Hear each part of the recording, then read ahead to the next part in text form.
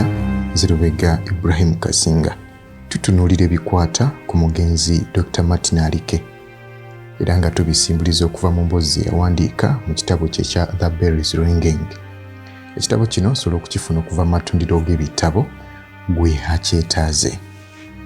Dr. Martin agamba nti mu Novemba 1963 yakulemberamu oluseregende lwa bannayuganda abakiika mu United Nations General Assembly mu New York. Gwali mukisa gw'amaanyi ddala ogwantuusa ku bantu ab'enjawulo ate ab'amaanyi okuva mu bunyomero obw'enjawulo mu nsi eno. Wano we natandikira omusingi gwange ogwa bizinensi era nga mu kaseera kano akatale k'emmotoka empya wano mu Uganda kaali kakutte.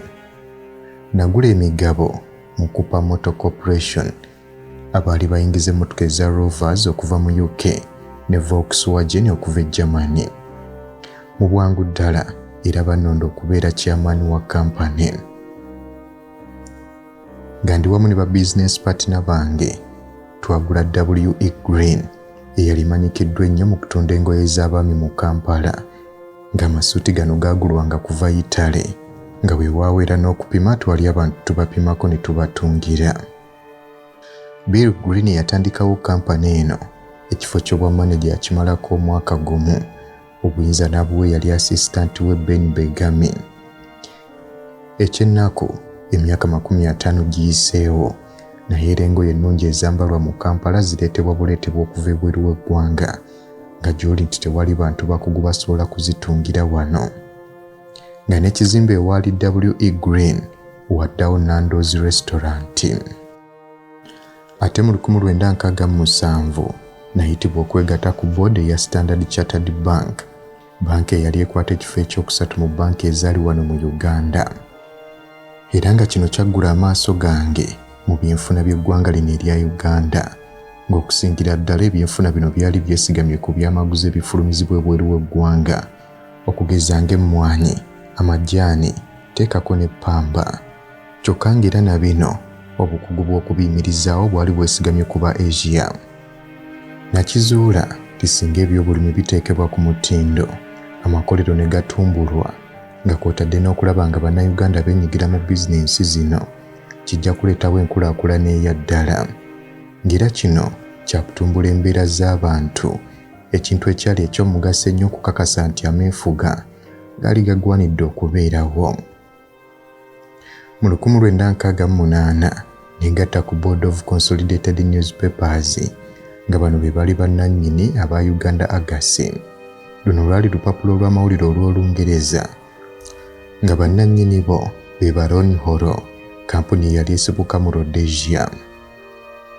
Eyali Chief Executive ye yali Nagagga Taine Rowland. Nayigira nnyo ku Bill Booz eyali Managing Director ateekako ne Charles Harrison eyali Editor in Chief ku ngeri y'okuddukanyamu olupapula lw'amawulire olwali olw'amaanyi mu ggwanga. Saakoma kuno ne bayigirako n'okumanya ebyobufuzi ebyali mu Uganda wano. Abalala be twali tuweereza nabo ku boodi kwe kuli Godfrey Binaisa, Sir Amal Maine ng'ono yali mu Asia era nga email eyasooka mu Kampala mu biseera by'abafuzi b'amatwale. Omulala eyali ku boodi ye John Kazola. John Kazola ayogerwako ye munnamateeka omufiriki eyasooka okuteekawo kampuni y'amateeka ey'obwannannyini bwe yali avudde okusoma mu England mu 1958. Obote teekako ne Kabaka yali Pulezidenti Nalimba Manyi mu buntu era nga bakwano bange.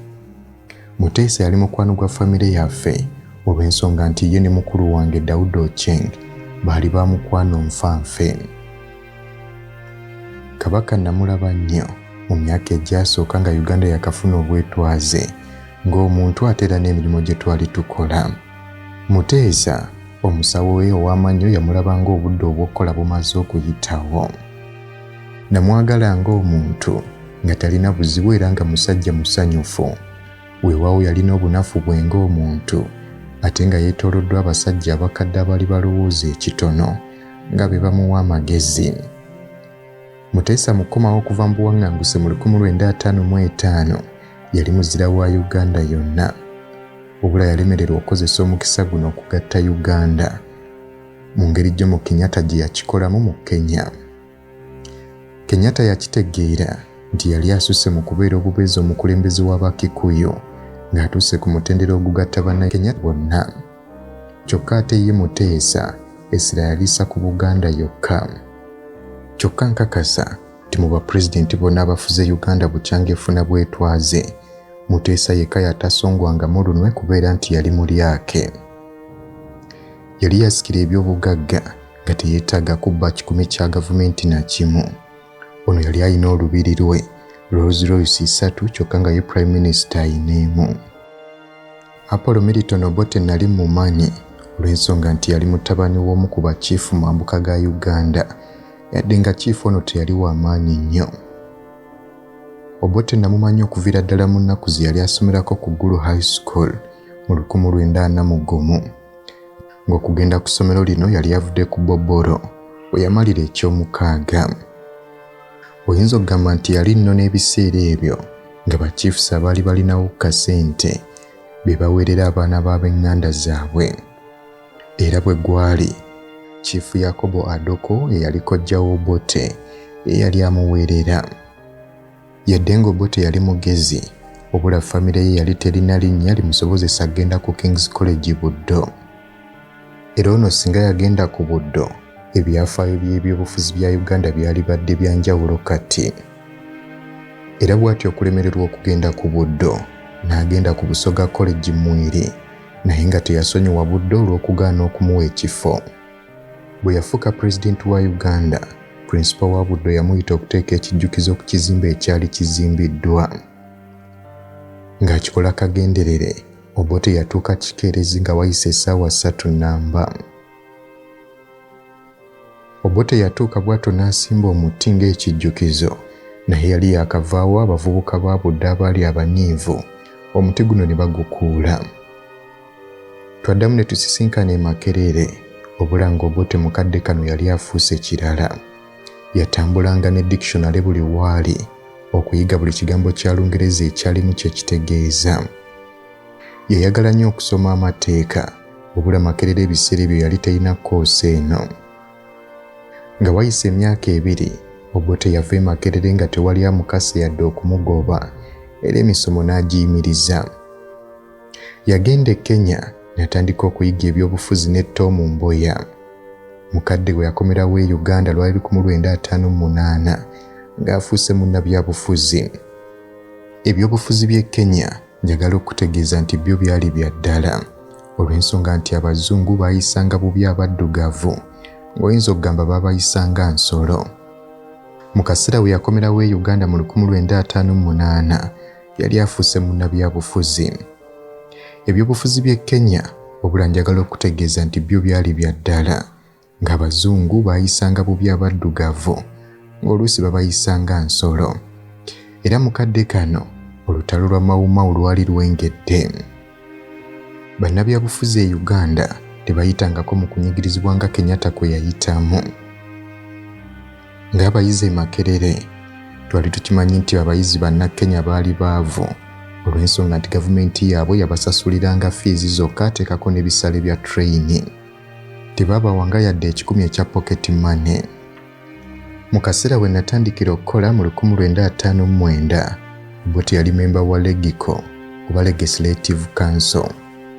Bammemba ba Legico baafunanga obusente butono, nga kino kye kyaleetera bammemba ba Legico bano okuva mu Northern Uganda okujjanga ewange okufuna ebyokunywa.